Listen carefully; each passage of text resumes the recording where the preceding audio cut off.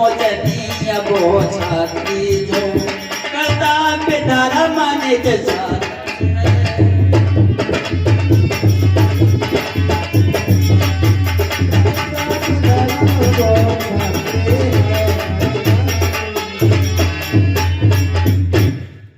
बहुत प्रकार से गुरु वशिष्ठ ने भरत को समझाया और कहने लगे, हे भरत, दशरथ सच्चे कर्मवीर योद्धा थे, वो सोचने योग्य नहीं है, इसलिए उठो और अपने पिता का अंतिम संस्कार करो। गुरु वशिष्ठ के कहने से भरत उठते हैं और अपने पिता का अंतिम संस्कार किया। अंतिम संस्कार करने के उपरांत एक सभा बुलाई जाती है। दरबार में सभा लगी हुई है, सभी सभासद बैठे हुए हैं।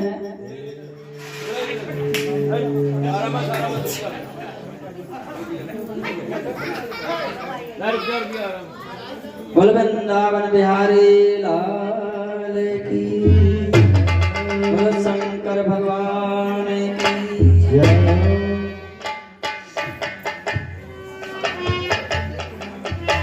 बोलो कृष्ण कन्हैया लाल की जय।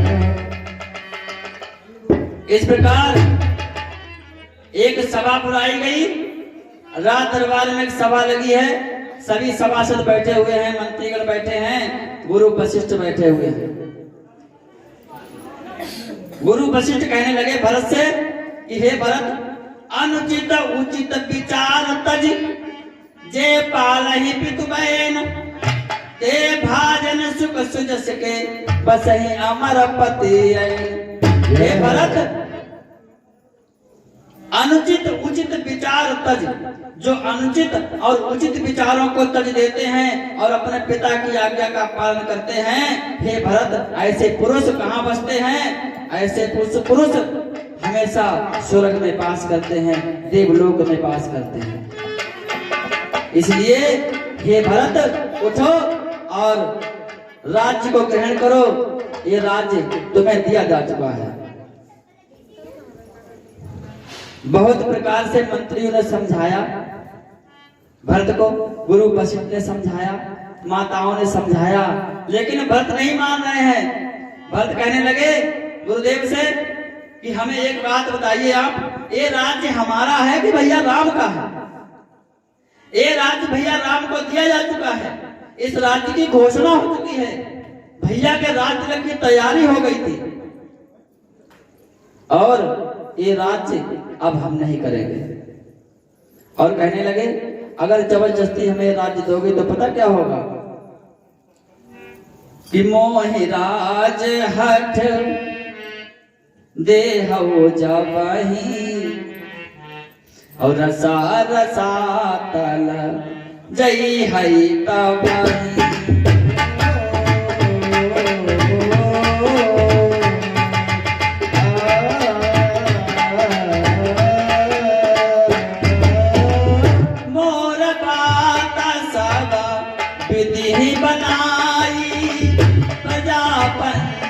कथा करहु सहाय।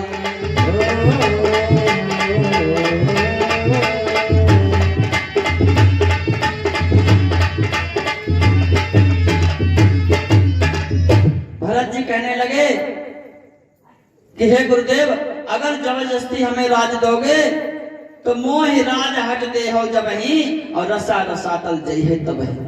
अगर जबरदस्ती आप मुझे राज्य दोगे तो ये पृथ्वी पाताल को चली जाएगी। रसा रसातल, पृथ्वी जो है वो पाताल को चली जाएगी। इसलिए हमारी तो सारी बात ब्रह्मा जी ने बना दी। क्या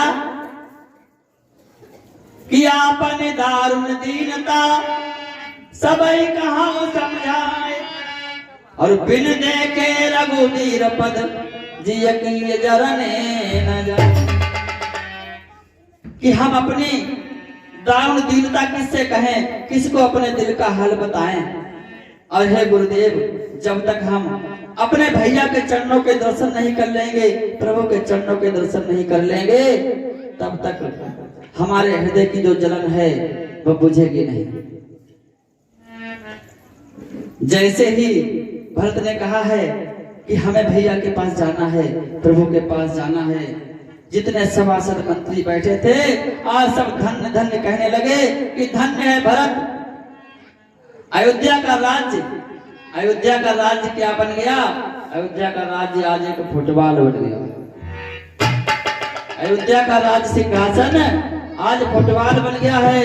भरत राम की तरफ फेंक रहे हैं और राम भरत की तरफ फेंक रहे हैं। कर दी है इसमें पूछो का यहाँ हमारे यहाँ एक एक रुपए के पीछे भाई भाई में झगड़ा हो जाता है। और देखिए कि भाई भाई में कितना प्रेम है। रामायण हमें सिखाती है कि हम भाई से कितना प्रेम करें, माता से कितना प्रेम करें, पिता की आज्ञा का पालन कैसे करें, छोटे भाई का क्या कर्तव्य है, ये रामायण हमें सिखाती है। कहते हैं जो भगवान प्रभु श्री राम ने किया, जो भगवान प्रभु श्री राम ने किया, हम उनके किए हुए आचरणों पे चल सकते हैं, लेकिन जो भगवान कन्हैया ने किया हम वो कर नहीं सकते। जो भगवान कन्हैया ने किया हम वो कर नहीं सकते, लेकिन जो भगवान राम ने किया है हम वो कर सकते हैं।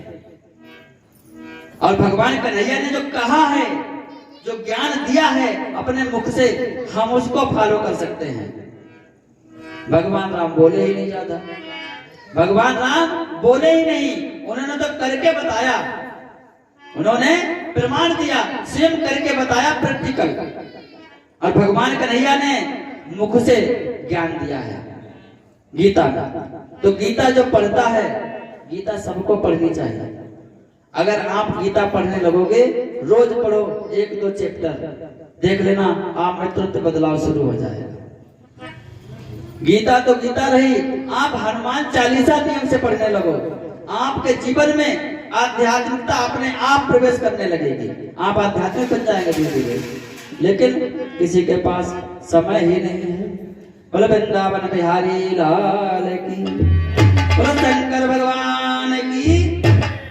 इस प्रकार जैसे ही भरत ने प्रभु श्री राम के पास जाने की बात कही, सभी सभासदों और सभी नगरवासियों को ऐसा लग रहा है जैसे उनके शरीर में दोबारा से प्राण आ गए हो भगवान के पास जाने की बात सुन करके।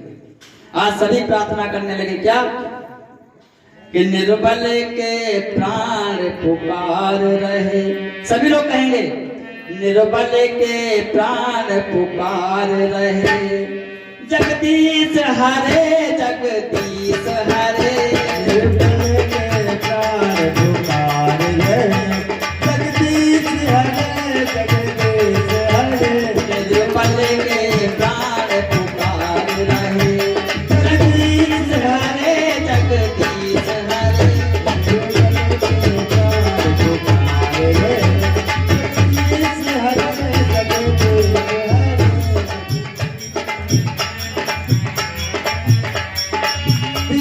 हरे जगदीश हरे, निर्बल के प्राण पुकार रहे, जगदीश हरे जगदीश हरे।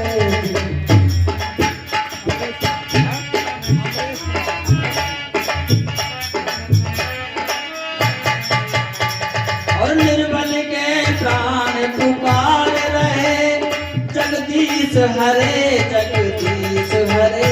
और सांसों के स्वर झनकार रहे, सांसों के स्वर झनकार रहे, जगदीश हरे जगदीश हरे।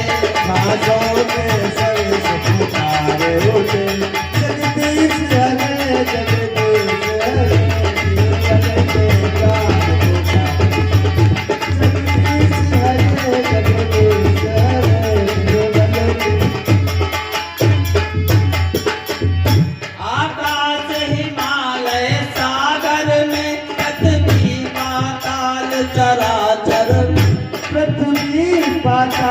चराचर में ये मधुर बोल गुंजार रहे, ये मधुर बोल गुंजार रहे, जगदीश हरे जगदीश हरे। ये मधुर बोल गुंजार रहे, जगदीश हरे जगदीश हरे। सांसों के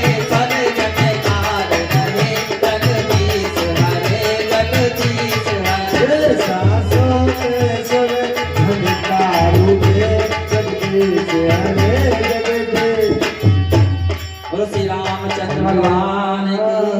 इस प्रकार सभी अयोध्यावासी आज भगवान की प्रार्थना कर रहे हैं और भरत जी कहने लगे कि जिसका राज्य है मैं उसका राज्य उनको वापस करना चाहता हूँ। तैयारियां होने लगी हैं भगवान के पास चलने की। सभी अयोध्यावासी जो भी जाना चाहते हैं सभी तैयार हो गए। माताएं, तीनों माताएं तैयार हुई हैं। गुरु वशिष्ठ सभी लोग प्रस्थान करते हैं चित्रकूट के लिए। तो जिस प्रकार भगवान प्रभु श्री राम पहले दिन तमसा नदी के किनारे पहुंचे, उसी प्रकार भरत जी भी पहुंचे। दूसरे दिन जब निषाद राज के यहाँ पहुंचे, निषाद राज ने देखा कि भरत चतुरंगिनी सेना के साथ चले आ रहे हैं। तो निषाद राज ने सोचा कहीं ऐसा तो नहीं कि भरत राम से युद्ध करने के लिए जा रहे हैं। निषाद राज अपनी सेना को तैयार करने लगे युद्ध के लिए। तब तक एक बूढ़े व्यक्ति ने कहा क्या कि कहीं ऐसा तो नहीं कि भरत राम से मिलने के लिए जा रहे हो, इसलिए पहले परीक्षा ले ली जाए, उसके बाद में कोई कार्रवाई करो। बोलो वृंदावन बिहारी लाल की, बोलो शंकर भगवान की। इस प्रकार निषाद राज जो है वो भेंट लेकर के पहुंचे हैं भरत के पास में। क्या भेंट में ले गए? मीन पीन पाठीन पुराने। एक तो मछली ले गए भेंट में, और अस्त्र तलवार और भाले ले गए भेंट में, और कंदमूल फल। इसलिए निषाद राज ने सोचा अगर भरत युद्ध के मूड में जा रहे होंगे तो भेंट में भाले और तलवार स्वीकार करेंगे, और अगर मिलने के लिए जा रहे होंगे तो सात्विक मूड में होंगे तो कंदमूल फल स्वीकार करेंगे।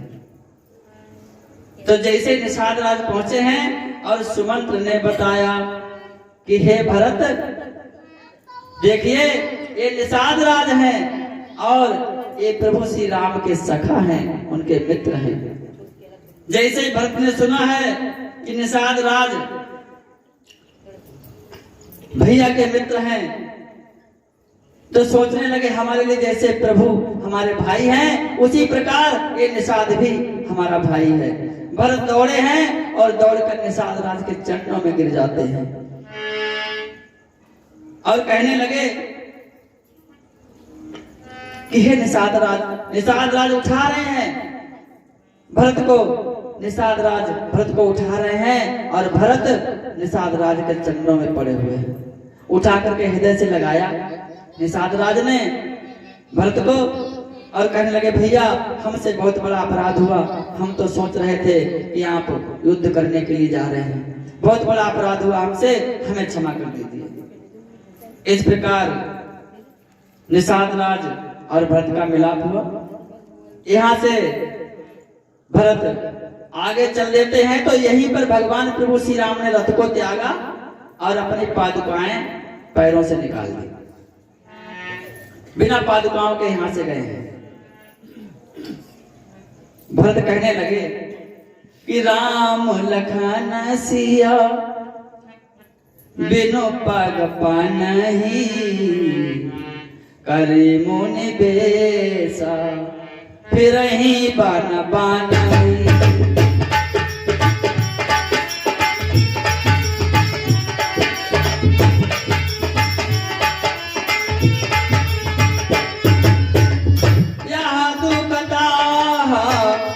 हाय मोर छाती भूखन बासर निधन राती।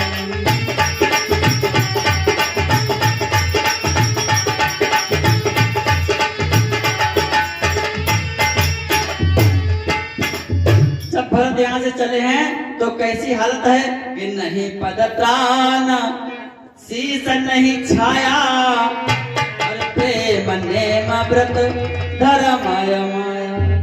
नहीं पद त्राण, ना ही पैरों में खड़ाऊ है, पादुकाएं हैं, और ना ही शीश पे छाया है। और व्रत किसका लिया है? प्रेम नेम व्रत। कहते हैं कि माताएं और हमारे भाई बंधु व्रत रहते हैं, व्रत किसका होना चाहिए? पेट को धोखा मत दो, बिल्कुल नहीं। पेट को धोखा मत दो, पेट को भूखा मत रखो। अगर आपका भगवान के प्रति या माता के प्रति प्रेम नहीं है, मैया की आरती में और प्रार्थना करते समय अगर आपके नेत्रों से जल नहीं गिरा, अश्रु नहीं गिरे, इनके चरणों में प्रेम नहीं हुआ, तो व्रत रहने से कोई फायदा नहीं। तो समझ लो आप अपने पेट को धोखा दे रहे हैं। क्योंकि हमारे वेदों ने पहले ही कहा है, वेदों ने पहले ही कहा है, वेद कहते हैं पहले ही कि मनुर्भव, पूजा पाठ जप तप नियम आचार विचार संयम ध्यान धारणा समाधि से पहले क्या कर, पहले मनुष्य बन, पूरा मनुष्य बन, और उसके बाद में पूजा पाठ बाद में है। पूजा पाठ हम किसके लिए करते हैं? हमने भगवान को धूप बत्ती जलाई, किसके लिए जलाई? भगवान के लिए, वो तो अपने लिए जलाई। जो धूप बत्ती हम जलाते हैं उसकी सुगंध पहले कौन लेता है? अरे भैया उसकी सुगंध पहले हमें को मिलती है, उसके बाद भगवान तक पहुंचती है। धूप बत्ती हमने अपने हाथ में जलाई, उसकी सुगंध पहले किसको मिली? पहले हमें को मिली, उसके बाद भगवान तक पहुंची। दीपक हमने जलाया, पहले उसका प्रकाश हमें मिला ना, उसके बाद में भगवान तक पहुंचा। हाथ में जल लिया, उसकी आर्द्रता उसकी ठंडक पहले हमें महसूस हुई, उसके बाद में भगवान को महसूस हुई। जो मिठाई अपने हाथ में ली हमने, तो पहले उस मिठाई का स्वाद हमारी जिह्वा ने चख लिया, पानी तो मुंह में पहले ही आ गया मिठाई को देख के, भगवान तक तो बाद में पहुंची। तो हम कोई भी भगवान के लिए अर्पण, कोई भी चीज अर्पण करते हैं तो पहले वो स्वयं हमारे लिए है, भगवान के लिए बाद में है। तो इसीलिए व्रत जो है अगर रहो तो भगवान से खूब प्रेम करो, और जिस दिन भगवान से आपको प्रेम हो जाएगा तो परिवार से फिर प्रेम नहीं रहेगा ना। परिवार से प्रेम नहीं रह जाएगा, क्या रह जाएगा? एक कर्तव्य पालन रह जाएगा। फिर आगे समझ लेंगे कि ये हमारा कर्तव्य है जो हम कर रहे हैं, हमारी ड्यूटी है, हमें किसी ने ड्यूटी पे लगा दिया। इन बच्चों को बड़ा करना है, इनको पढ़ाना है लिखाना है, ये हमारी ड्यूटी है, हमारा कर्तव्य है। जैसे भगवान श्री कृष्ण ने अर्जुन को समझाया, हे अर्जुन ये तेरा कर्तव्य है युद्ध करना, क्योंकि तू क्षत्रिय है, तेरा कर्म है युद्ध करना, धर्म की रक्षा करना। तो हम सब यहाँ आए हैं अपना कर्तव्य करने, लेकिन हम लिप्त हो गए। हमें लिप्त नहीं होना है, केवल कर्तव्य करना है। बोल वृंदावन बिहारी लाल की।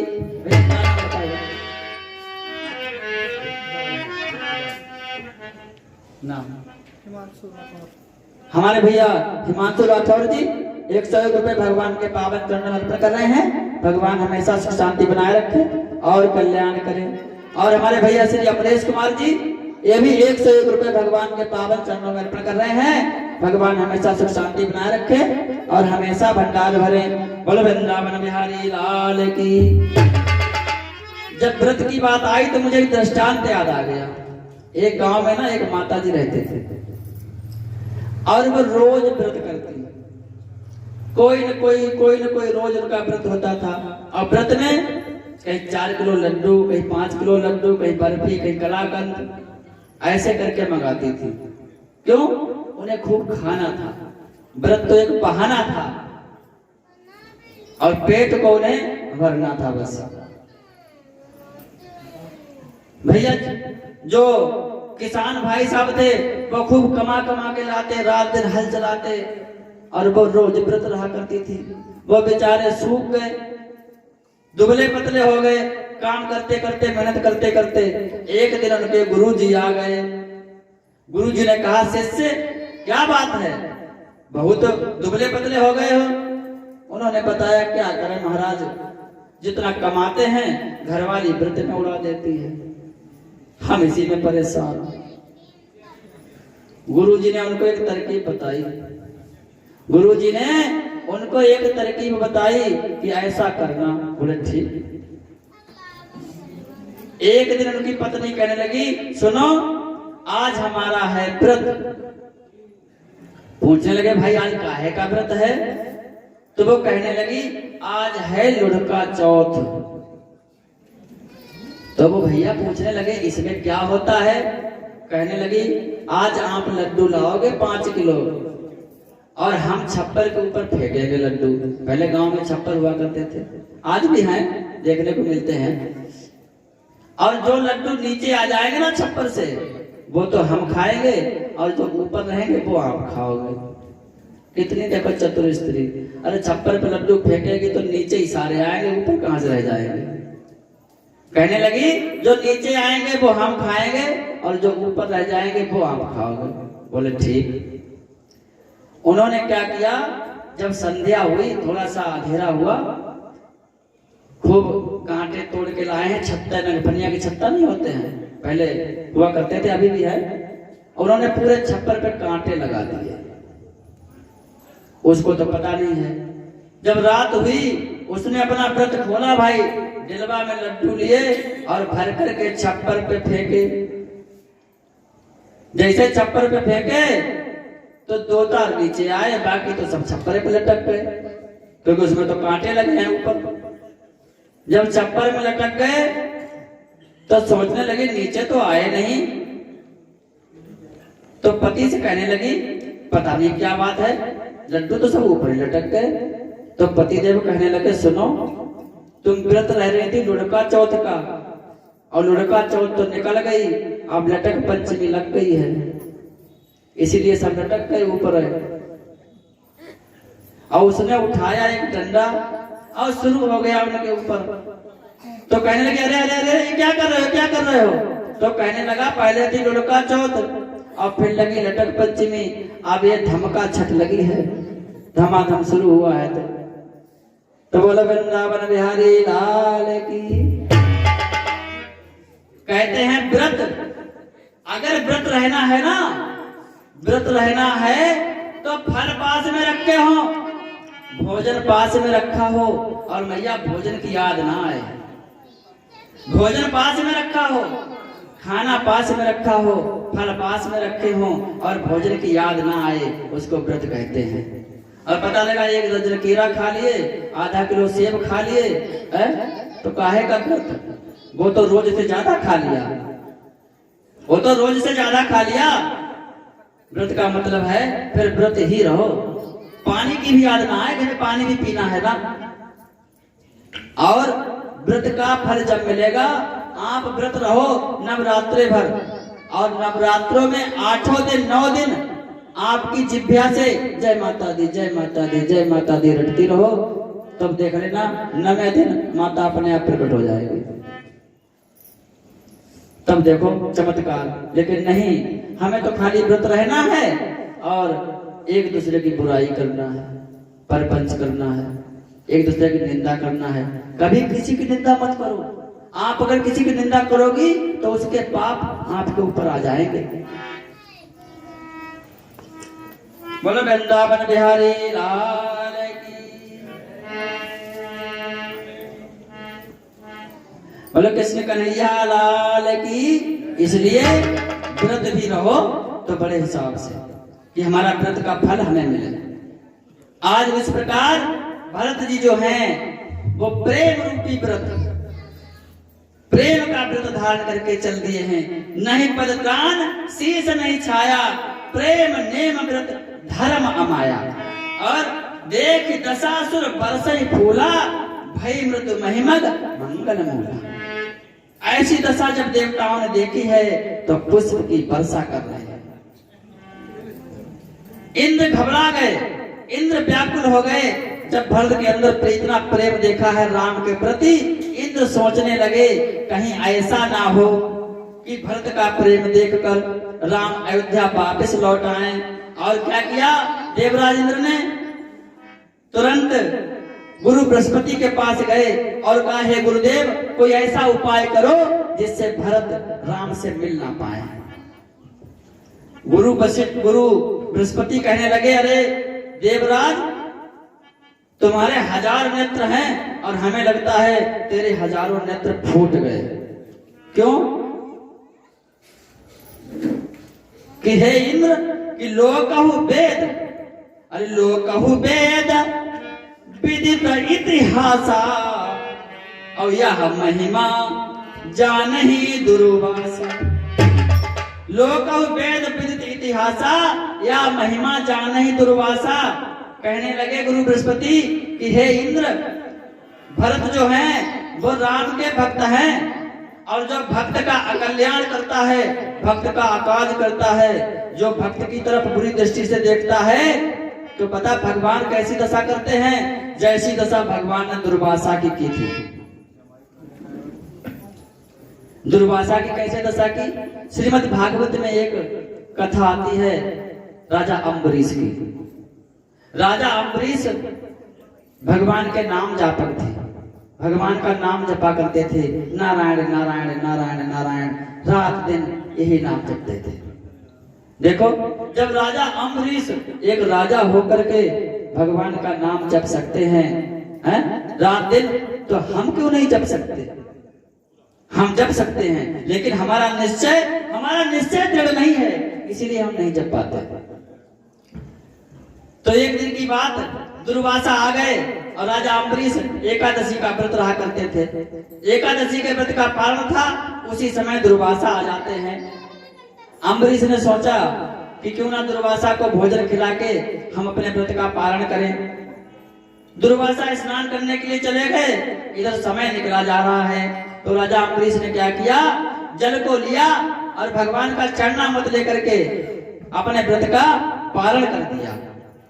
जब दुर्वासा वापस आए तो दुर्वासा ने सोचा, हमें लग रहा है कि अम्बरीश ने भोजन कर लिया, अपना व्रत खोल दिया। दुर्वासा क्रोध में आ गए और क्रोध में आकर के तुरंत कृत्या को प्रकट कर दिया। कृत्या को प्रकट कर दिया मारने के लिए अम्बरीश को। और जैसे ही कृत्या प्रकट हुई, राजा अम्बरीश के पीछे से सुदर्शन चक्र निकल कर आ गया, और वो चक्र ने क्या किया? कृत्या को समाप्त कर दिया, मार दिया, और वो चक्र दुर्वासा के पीछे लग गया। दुर्वासा तीनों लोकों में घूमे, लेकिन दुर्वासा को किसी ने शरण नहीं दी। तब अंत में नारद जी को दया आ गई, दुर्वासा से बोले जाओ अम्बरीश के पास जाओ, तभी प्राण बचेंगे। तब जाकर के दुर्वासा अम्बरीश के पास पहुंचे हैं, तब जाकर के उनके प्राणों की रक्षा हुई। गुरु बृहस्पति कह रहे हैं कि हे इंद्र, भरत सरिस को राम स्नेही, भरत सरिस को राम स्नेही, और जग जप राम, राम जप से राम भरत को इतना प्रेम करते हैं कि हे इंद्र, सारा संसार राम राम जपता है, और वो राम भरत भरत जपते हैं।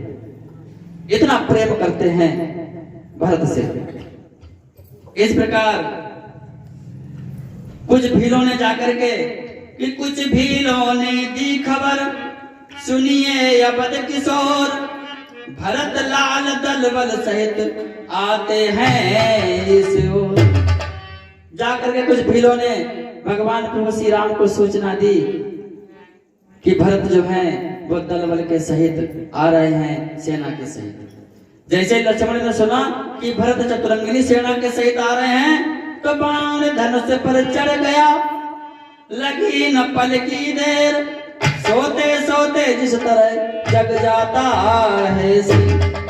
तुरंत लक्ष्मण ने अपने धनुष पर बाण चढ़ा लिया और भगवान के चरणों को छूकर कहने लगे, भैया अगर आज भरत हमसे युद्ध करने के लिए आ रहा है, तो आज भरत यहाँ से जीवित नहीं जाएगा। भगवान राम कहने लगे, लक्ष्मण कुछ सोच समझ के बोला करो, बिना सोचे समझे कोई बात बोला मत करो। पहले सोचो, विचार करो, उसके बाद में बोलो। इस प्रकार राम ने भरत को बहुत, प्रभु श्री राम ने लक्ष्मण को बहुत समझाया, लेकिन लक्ष्मण नहीं मान रहे हैं। तब तक क्या हुआ? तब तक लक्ष्मण की निगाह किस पर पड़ जाती है? भरत पर। सामने क्या देखा कि नंगे थे पांव बाबले के, और नंगे थे पांव बाबले के, और कीचड़ मिट्टी में सने हुए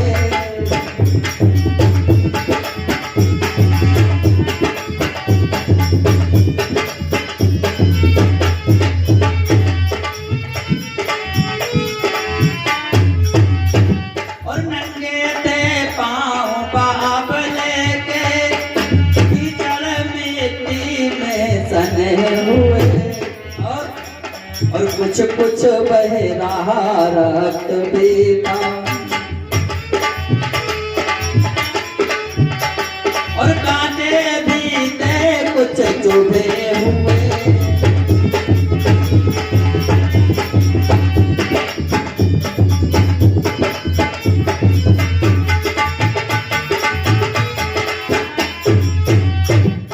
जैसे ही लक्ष्मण धनुष लिए हैं, उस पर बाण चढ़ा दिया है और भैया प्रभु श्री राम से बातचीत कर रहे हैं, तब तक नजर पड़ जाती है और भरत सम्मुख पहुंच जाते हैं। नंगे पैर हैं भरत के, नंगे पैर हैं और कीचड़ और मिट्टी से सने हुए हैं, पैरों से रक्त की धारा निकल रही है, पैरों से रक्त बह रहा है। जब ऐसी दशा देखी भरत की, अब लक्ष्मण से ना तो मिलते हुए बन रहा है और ना ही बिछड़ते हुए बन रहा है, सोच रहे क्या करें। भरत कहने लगे, ऐ लक्ष्मण, जो बाण तूने अपने धनुष पर चढ़ाया, काश उस बाण को तूने छोड़ दिया होता, मुझे मार दिया होता, तो कम से कम हमारा कलंक तो मिट जाता। आज ये भरत इस मुख को लेकर के भैया के सामने नहीं खड़ा होता, अगर तूने मुझे मार दिया होता तो मेरा सारा कलंक मिट जाता। इस प्रकार भरत लक्ष्मण से कह रहे हैं। लक्ष्मण दौड़े हैं और दौड़कर भरत के चरणों में गिर जाते हैं, कहने लगे, भैया हमें क्षमा कर दो, हमसे बहुत बड़ा अपराध हो गया, जो हमने आपके प्रति ऐसे कटु शब्द कहे। कहीं से प्रेम नाय नहीं माता, भरत प्रणाम करत रघुनाथ। भरत भगवान प्रभु श्री राम के चरणों में गिर जाते हैं, भगवान प्रभु श्री राम को प्रणाम करते हैं। उठे राम सुन प्रेम अधीरा, कहूं पट कहूं निसर्ग धन तीरा। जब भगवान उठे हैं भरत से मिलने के लिए, तो कहीं पे पीतांबर रह गया, वस्त्र कहीं पे रह गए, धनुष कहीं पड़ा है, बाण कहीं पे पड़ा है, तरकस कहीं पड़ा है। अपनी सुध खो बैठते हैं भरत से मिलने के लिए कि मिली स प्रेम रिपुसूद नहीं, केवट भेंटे राम, भूरि भाग भेंटे भरत लक्ष्मण करत। सभी एक दूसरे से मिलते हैं और प्रभु श्री राम जाकर के अपनी माताओं से मिले, गुरु वशिष्ठ से मिले, सबको यथा स्थान ठहरा दिया गया। और उसके बाद में क्या होता है कि बोले मुनि बर समय समान, अरे बोले मुनि बर समय समान, सुनो सभा सत भरत सुजान।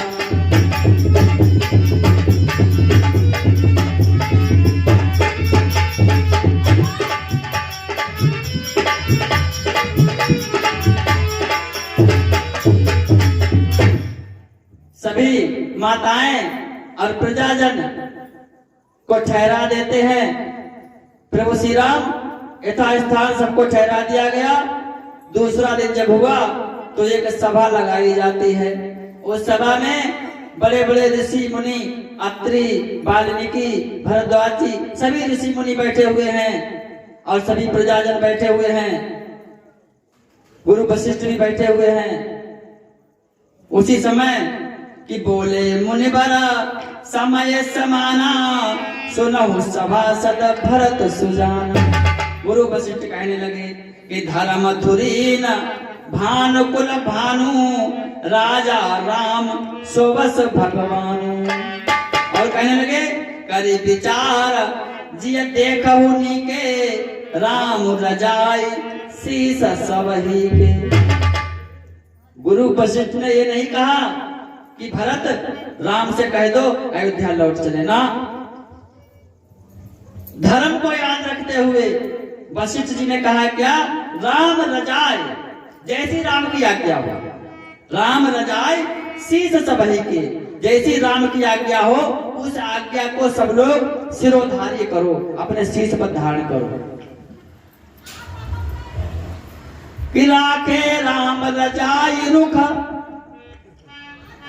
राखे राम रजाई रुख, हम सब करहित होय, समझ सयाने करहु अब सब मिल सम्मत सो। जैसी राम की आज्ञा हो वही कार्य किया जाए।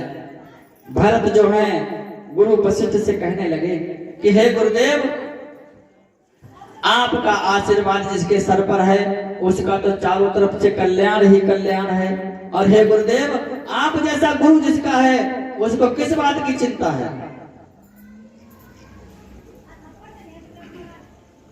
गुरु वशिष्ठ कहने लगे, हे भरत, अब समय है अपने मन की बात प्रभु श्री राम से कहो कि पूजिय मोहि उपाय अब सो सब मोर अभाव, सुन स्नेह मैं बचन गुरु गाय अनुराग। भरत के वचनों को सुन करके गुरु वशिष्ठ के हृदय में अनुराग प्रकट हो। भरत जी कहने लगे कि हे प्रभु, हे नाथ, हम तो आपके अधीन हैं, आप ही बताएं हम क्या करें। तो भरत की बड़ाई करते हुए भगवान प्रभु श्री राम कहने लगे क्या कि भरत कहाई सो किए भलाई, भरत कहाई सो किए भलाई, अस कही राम रहे अलगाई।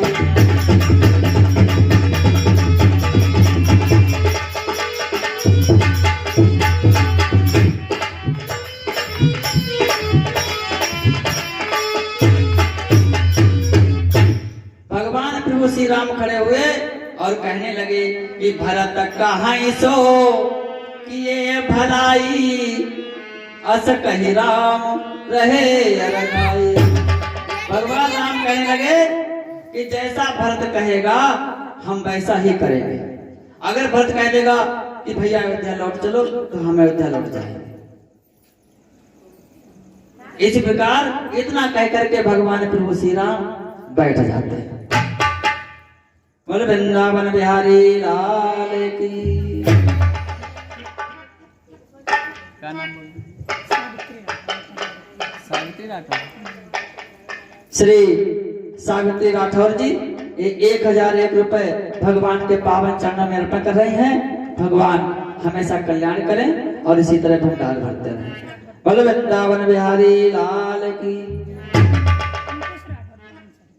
और भैया श्री अंकुश राठौर जी ये 500 रुपए भगवान के पावन चरणों में दान कर रहे हैं। भगवान हमेशा कल्याण करें और हमेशा भंडार भरते रहे। बोल वृंदावन बिहारी लाल की। भैया प्रसाद ले लो।